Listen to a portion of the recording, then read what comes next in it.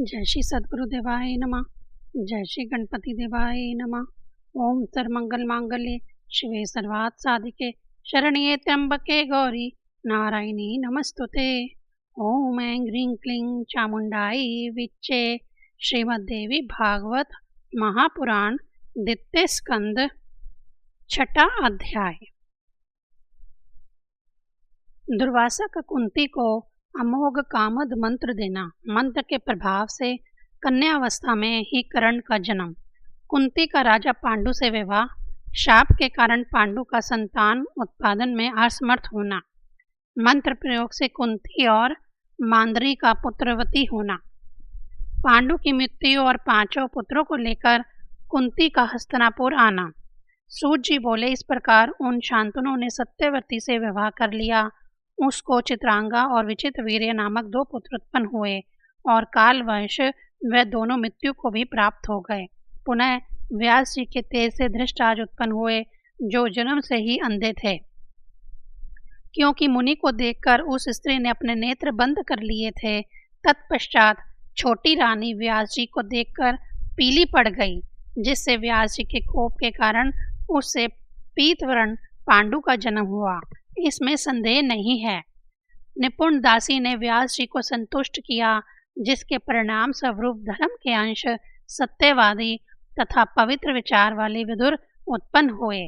बड़े होने पर भी अंधे होने के कारण धृतराज को राज्य नहीं दिया गया और छोटे होते हुए भी पांडु को ही मंत्रियों के राज सिंहासन पर अभिषिक्त किया। भीष्म की सहमति से ही महाबली पांडु को राज्य प्राप्त हुआ तथा प्रतिभा संपन्न विदुर जी मंत्रणा कार्य में नियुक्त किए गए। धृतराज की दो स्त्रियां थीं, उनमें पहली सुबल पुत्री गंधारी कही गई हैं और दूसरी एक वैश्य पुत्री थी, जो गृह कार्यों में प्रतिष्ठित की गई थी। वेदवादी विद्वानों ने पांडु की भी दो पत्नियां बतलाई हैं, एक शूरसेन की पुत्री कुंती और दूसरी मद्र देश की राजकुमारी मांद्री। गंधारी ने परम सुंदर 100 पुत्र उत्पन्न किए एवं वैश्य रानी ने युत्स नाम का एक कांतिमान तथा प्रिय पुत्र उत्पन्न किया। कुंती ने कुमारी अवस्था में ही अपने पिता के घर रहते हुए सूर्य से कर्ण नामक एक सुंदर पुत्र उत्पन्न किया था। तदंतर कुंती का विवाह पांडु से हुआ। ऋषिगण बोले, हे मुनिवर सूत जी, आप यह कैसी आश्चर्यजनक बात बतला रहे हैं। पहले पुत्र उत्पन्न हुआ और बाद में पांडु के साथ कुंती का विवाह हुआ। सूर्य के द्वारा कन्या कुंती से कर्ण की उत्पत्ति कैसे हुई? वह कुंती पुनः कन्या कैसे रह गई जो पांडु के साथ इसका विवाह हो गया? यह आप विस्तार पूर्वक बतलाइए। सूत जी बोले, हे द्विजगण, शूरसेन की वह पुत्री कुंती जब शिशु थी तभी राजा कुंती भोज ने उस सुंदर कन्या को मांग लिया था। उन्होंने उस चारु हासनी कन्या को अपनी पुत्री बना के रखा और उसे अग्निहोत्र के काम में नियुक्त कर दिया। एक बार महर्षि दुर्वासा वहां आ पहुंचे और चतुर्मास्या के लिए वहीं रहने लगे। कुंती ने उनकी सेवा की, जिससे मुनिवर संतुष्ट हुए और उसको एक ऐसा मंत्र का उपदेश दिया जिसके प्रयोग से आवाहित किए गए देवता स्वयं उपस्थित होंगे और उसकी अभिलाषा पूर्ण करेंगे। दुर्वासा मुनि के वहां से चले जाने पर अपने गृह में बैठी हुई कुंती उस मंत्र की परीक्षा के लिए मन में सोचने लगी कि मैं किस देवता का ध्यान करूं। उसने पूर्व दिशा में उदित होते हुए सूर्य को देखा और उस मंत्र का उच्चारण करके उसने सूर्य का आह्वान किया। तब सूर्य अपने मंडल से अत्यंत सुंदर मनुष्य का रूप धारण करके आकाश से कुंती के पास उस भवन में उतर आए। सूर्यदेव को आता हुआ देखकर कुंती आश्चर्यचकित हो गई। वह सुंदरी कांपती हुई तत्काल रजोधर्म को प्राप्त हो गई। उस समय सुंदर नेत्र वाली कुंती हाथ जोड़कर खड़ी हो गई और सूर्य से बोली, मैं आपके दर्शन से प्रसन्न हो गई, अब आप अपने मंडल को चले जाइए। सूर्य बोले, हे कुंती, तुमने मंत्र बल से मुझे बुलाया है, तुम मुझे बुलाकर भी अपने समक्ष उपस्थित उस सूर्य की सेवा क्यों नहीं करती? हे चारुलोचने, इस समय मैं कामार्थ हूँ, अतः प्रेम के साथ मेरा सेवन करो। मंत्र के द्वारा अधीनता को प्राप्त मुझको तुम विहार करने के लिए ले चलो। कुंती बोली, हे धर्मज्ञ, मैं अभी कन्या हूँ। हे सर्वसाक्षिणी, मैं आपको प्रणाम करती हूँ। हे सुव्रत, आप मेरे प्रति अनुचित बात ना कहें, क्योंकि मैं कुलीन कन्या हूँ। सूर्य बोले, यदि मैं इस समय व्यर्थ लौट जाता हूँ तो मेरे लिए बड़ी लज्जा की बात होगी और मैं सभी देवताओं में निंदा का पात्र बनूंगा, इसमें संशय नहीं है। हे कुंती, यदि तुम मेरे साथ रमण नहीं करोगी तो मैं तुम्हें तथा उस मुनि को शाप दे दूंगा जिसने तुम्हें यह मंत्र बतलाया है। हे सुंदरी, तुम्हारा कन्या धर्म स्थिर रहेगा, इस रहस्य को लोग नहीं जान सकेंगे, तथा हे वीराने, तो मेरे समान ही तेजस्वी पुत्र तुमको प्राप्त होगा। यह कहकर सूर्यदेव अपनी ओर से आसक्त मन वाली एवं लज्जाशील उस कुंती से संसर्ग करके तथा उसे मनोवांछित वरदान देकर चले गए। इस प्रकार उस सुश्रोणी कुंती ने गर्भ धारण किया और वह अत्यंत गुप्त भवन में रहने लगी। केवल उसकी एक प्रिय दासी ही इस रहस्य को जानती थी। कुंती के माता पिता भी इसे नहीं जानते थे। यथा समय उसी गुप्त भवन में कुंती को एक अत्यंत सुंदर पुत्र उत्पन्न हुआ, जो सुंदर कवच तथा 2 कुंडलों से युक्त था तथा दूसरे सूर्य तथा कुमार कार्तिकेय के समान प्रतीत हो रहा था। धात्री ने उसे अपने हाथों में उठाकर लज्जा युक्त कुंती से कहा, हे सुंदरी, मैं यहाँ हूँ, अतः तुम किस बात की चिंता कर रही हो। तत्पश्चात काष्ठमूषा में पुत्र को छोड़ती हुई कुंती कहने लगी, हे पुत्र, मैं क्या करूँ, मैं अत्यंत दुखित हूँ, जो कि तुझ प्राण प्रिय को त्याग रही हूँ। मैं अभागन तुझ सर्वलक्षणा संपन्न को परित्याग कर दे रही हूँ। सगुणा निर्गुणा तथा सबकी स्वामिनी वे भगवती अंबिका तुम्हारी रक्षा करें। वे जगजननी काम प्रदा कत्यानी तुम्हारे दुग्ध पान कराएं। हे पुत्र, तुम साक्षात सूर्य नारायण के पुत्र हो और मेरे प्राण प्रिय हो। ऐसे तुमको इस निर्जन वन में एक दुष्ट तथा उल्टा स्त्री की भांति छोड़कर मैं कब तुम्हारा अति सुंदर मुख कमल देख पाऊंगी। हे पुत्र, प्रतीत होता है कि मैंने पूर्व जन्म में भी तीनों लोकों की जननी भगवती की आराधना नहीं की थी तथा भगवती शिवा के सुखदायक चरण कमल का भी मैंने कभी ध्यान नहीं किया था।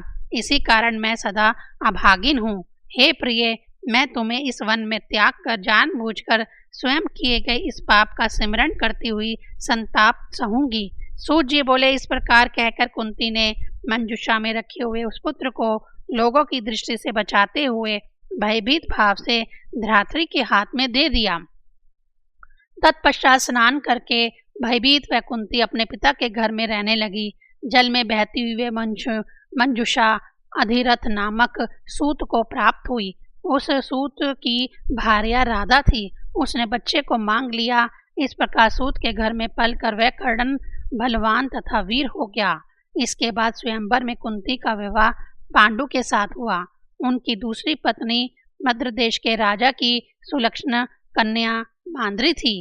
एक बार वन में आखेट करने में तत्पर महाबली पांडु ने मृग समझकर रमण करते हुए एक मुनि पर प्रहार कर दिया। तब उस कुपित मुनि ने पांडु को शाप दे दिया कि यदि तुम स्त्री के साथ संसर्ग करोगे तो तुम्हारी मृत्यु निश्चित है। मुनि के यह शाप दे देने पर पांडु शोकाकुल हो गए। वह राज्य त्याग कर अत्यंत दुखित हो वन में रहने लगे। हे मुनिवरों, उनकी दोनों पत्नियां मांद्री और कुंती भी सती धर्म का आश्रय लेकर उनकी सेवा करने के लिए उनके साथ ही वन में चली गईं। राजा पांडु गंगा जी के तट पर मुनियों के आश्रम में रहने लगे और धर्म शास्त्रों का श्रवण करते हुए कठिन तपस्या करने लगे। किसी समय कथा प्रसंग में सम्यक प्रकार से पूछने पर किसी मुनि के द्वारा कहा गया यह धार्मिक वचन राजा ने सुना। हे परतंतप, आप पुत्र की गति नहीं होती, वह स्वर्ग जाने का अधिकारी नहीं होता, अतः जिस किसी भी उपाय से पुत्र उत्पन्न करना चाहिए। अंशज, पुत्रिका, अपुत्र, क्षेत्रज्ञ, गोलक, कुंड, सहोड़, कानीन, क्रींद, वन में प्राप्त, पालन करने में असमर्थ किसी का दिया हुआ, इतने प्रकार के पुत्र पिता की संपत्ति के उत्तराधिकारी कहे गए हैं। इनमें उत्तरोत्तर एक दूसरे से निष्कृष्ट पुत्र हैं, यह सुनिश्चित है। यह सुनकर राजा पांडु ने कमल के समान नेत्र वाली कुंती से कहा, तुम किसी तपोनिष्ठ मुनि के पास जाकर शीघ्र पुत्र उत्पन्न करो। मेरी आज्ञा होने के कारण तुम्हें दोष नहीं लगेगा। मैंने सुना है कि पूर्व काल में महात्मा राजा सोदासस ने विशिष्ट में से पुत्र उत्पन्न कराया था। कुंती उनसे यह वचन बोली, सभी कामनाएं पूर्ण करने वाला एक मंत्र मेरे पास है। हे प्रभु, पूर्व काल में महर्षि दुर्वासा ने सिद्धि प्रदान करने वाला यह मंत्र मुझे प्रदान किया था। हे राजन, मैं इस मंत्र द्वारा जिस देवता का आह्वान करूंगी वह निमंत्रित होकर निश्चय ही मेरे पास आ जाएगा। पति की आज्ञा से वहां कुंती ने देवताओं में श्रेष्ठ धर्मराज का सिमरन करके उनके संयोग से सर्वप्रथम युधिष्ठिर को पुत्र रूप में उत्पन्न किया। तत्पश्चात उसने वायु के द्वारा भीम को और इंद्र के द्वारा अर्जुन को उत्पन्न किया। इस प्रकार एक एक वर्ष के अंतराल में कुंती के 3 महाबली पुत्र उत्पन्न हुए। इसके बाद मांद्री ने भी अपने पति पांडु से कहा, हे श्रेष्ठ, मुझे भी पुत्र प्रदान कीजिए। हे महाराज, मैं क्या करूं? हे प्रभु, मेरा दुख दूर कीजिए। तब पति पांडु के प्रार्थना करने पर दयालु कुंती ने वह मंत्र मांद्री को बता दिया। सुंदरी मांद्री ने भी एक पुत्र की प्राप्ति के लिए पति से अनुमति पाकर अश्विनी कुमारों का सिमरन करके नकुल और सहदेव नामक 2 पुत्र उत्पन्न किए। हे मुनिवरों, इस प्रकार वे 5 पांडवों देवताओं के पुत्र थे। वे क्षेत्रज्ञ पुत्र के रूप में उस वन में क्रमशः एक एक वर्ष के अंतर से उत्पन्न हुए। एक बार राजा पांडुओं ने मांद्री को निर्जन आश्रम में देखकर अपनी मृत्यु निकट आई होने के कारण अत्यंत कामातुर हो पकड़ लिया। मांद्री के द्वारा नहीं ऐसा कहकर बार बार निषेध करने पर भी उन्होंने बलपूर्वक अपनी उस प्रिया का आलिंगन कर लिया और वह देव व शाप के कारण पृथ्वी पर गिर पड़े। जैसे वृक्ष पर चढ़ी हुई लता वृक्ष के कट जाने पर गिर पड़ती है, वैसे ही वह रानी मांद्री भी बहुत रुदन करती हुई गिर पड़ी। उसी समय कोलाहल सुनकर रोती हुई कुंती, सभी बालक और महाभाग मुनिगण भी वहां आ गए। इस प्रकार जब पांडु मर गए तब सभी व्रतधारी मुनियों ने गंगा के तट पर चिता लगाकर उनका दाह संस्कार कर दिया। तत्पश्चात अपने दोनों पुत्र कुंती को सौंप करके सती धर्म का पालन करते हुए वह मांद्री सत्य की कामना से उनके साथ ही सती हो गई। वहां के निवासी मुनिगण जलांजलि आदि देकर 5 पुत्रों सहित कुंती को हस्तिनापुर ले आए। धृतराष्ट्र की नगरी हस्तिनापुर में कुंती के आने का समाचार पाकर भीष्म, विदुर आदि सभी लोग वहां आ पहुंचे। सभी लोगों ने कुंती से पूछा, हे सुमुखी, यह किसके पुत्र हैं? तब कुंती अत्यंत दुखित होकर पांडु की शापजन्य मृत्यु का उल्लेख करके बोली, कुरु वंश में उत्पन्न हुए ये सब बालक देवताओं के पुत्र हैं। उन्हें विश्वास दिलाने के लिए कुंती ने उस समय सभी देवताओं का आह्वान भी किया।